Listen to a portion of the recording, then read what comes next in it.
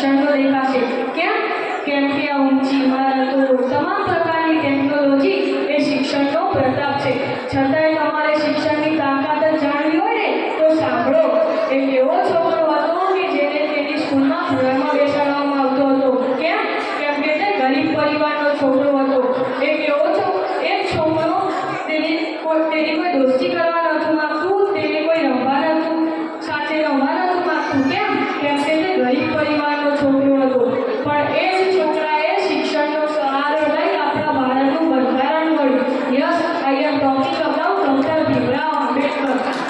જો તમારે કંઈક કરવું હોય ને તો તમારી જગ્યા છોડવી પડશે, કારણ કે જમીન છોડ્યા વગર તો પક્ષીઓ પણ નથી ઉડી શકતા.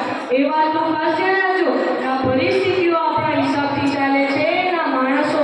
સપના આપણા છે તો મહેનત પણ આપણે જ કરવી પડશે.